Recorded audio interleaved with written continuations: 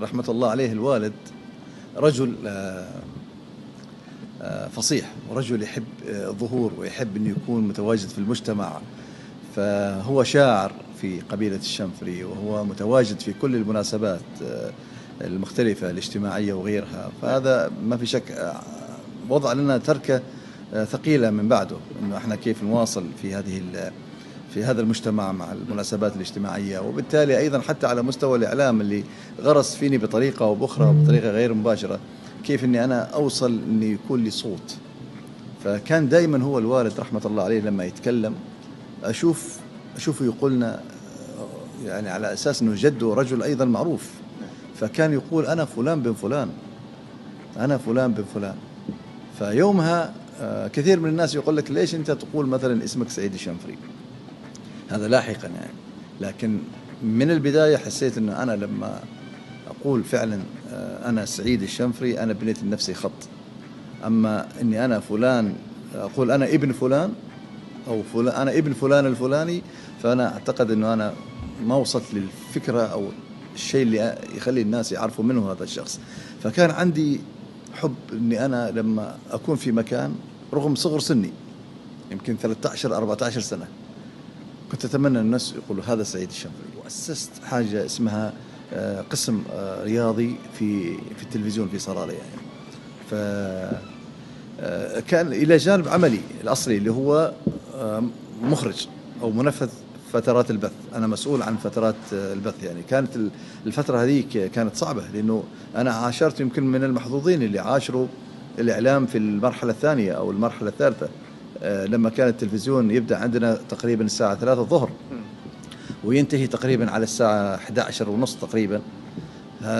أنا كنت المسؤول عن هذه الفترة، إنه كيف نشغل التلفزيون، لأنه كانت يعني ما كان في إرسال. فأنا مسؤول إني أفتح البث الساعة 3، يرتبطوا معاي عمان كلها يعني، مسقط وصلالة، ما في بث قبل الساعة 3. فنبدأ بافتتاح البث، ثم نحط القرآن الكريم، ثم نبدأ ببرامجنا الساعة 11:30 مثل الدكان. أخوي محمد مثل الدكان، سكرنا وقت ما وخلصنا القرآن نروح إلى المعدات مالنا ونسكر كأنك تسكر دكان.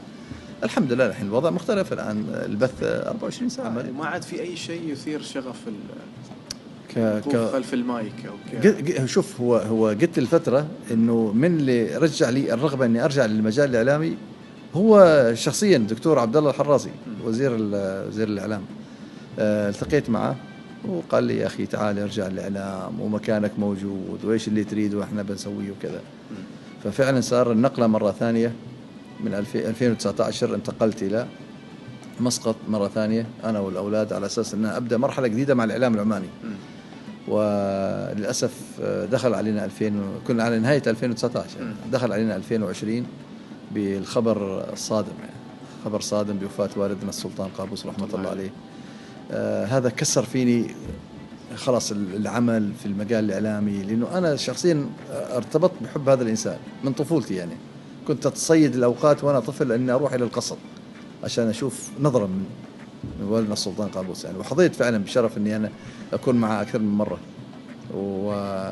لكن فعلا ما كان في رغبة أني أستمر، وبلغت الأخوان في القناة الرياضية الأخ العزيز سعيد تمان العمري، قلت له أنا خلاص يعني أنا ما عندي هذيك الرغبة أني أنا أستمر وبرجع إلى صلالة. فرجعت فعلا إلى صلالة وخلاص انهيت الإعلام يعني. الأقرب الآن يعني إلى قلبك كتعريف أن نقول الإعلامي سعيد ولا المؤثر؟ كونك دخلت بقوة لوسائل التواصل الاجتماعي، أصبحت من الشخصيات الأقرب بالهاتف للناس بقضايا لا تعنى بالسعيد بقدر ما تعنى بالمجتمع. أحسنت. من حوله. والله مع القلبين أنا يشرفني أني أكون إعلامي، لأن أنا تربيت على الإعلام وتأسست على الإعلام ومغروس فيني. حتى موضوع المؤثر هو إعلام بديل. أنا أعتبره أنه هو ما زال مصطلح الإعلام موجود حتى في أنك أنت تكون مؤثر يعني. لكن هي فعلا أنك أنت تكون اليوم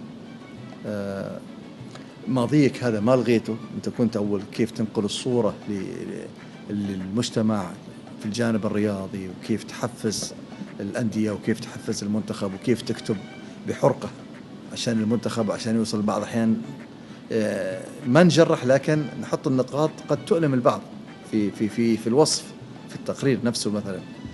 لكن انك انت تاخذ الامور بعمق اكبر وتروح فعلا الى مجال الحديث عن هموم المجتمع، وحتى في بعض الاحيان كيف توصل المعلومه انه الحكومه ترى ما ضد المجتمع، الحكومه عندها مثلا امور كذا، فيصير في ربط ما بين يعني مفاهيم غير واضحه بين المجتمع وبين القرارات نقول يعني اللي تصير يعني. ففعلا حسيت انه انا وجودي بناء على طلب من احد المسؤولين، وزير متقاعد يعني، هو اللي اعطاني هذه الفكره، ويعرف هو من متابعين لي كثير يعني. يقول لي انت تحب الاعلام؟ انا يعني طبعا في دمي. يقول لي اذا الاعلام البديل، روح انشط في الجانب الاجتماعي في الاعلام البديل في السوشيال ميديا، اسس لنفسك حسابات وخلي انتاجك لخدمة وطنك وبلدك والحكومة والمجتمع من خلال هذا الصوت الجديد فعجبتني الفكرة، عجبتني الفكرة مرة. أطرح مواضيع من هموم المجتمع وتحصل ردود فعل، وفعلا يتم التواصل. ما أقول إنه ما يتم التواصل، يتم التواصل مع هذه الجهات نفسها، سواء حكومية، مؤسسات حكومية، ولا حتى مؤسسات خاصة، يتم التواصل لاستيضاح الموضوع. فأنا أقدر أقول لك أنه في فترة من الفترات كان تقريبا كل أو معظم مقاطعي أو التغريدات نسبة 90% كانت توصل لي ردود وتواصل مباشر من الجهات مع الجهات المؤسسات الحكومية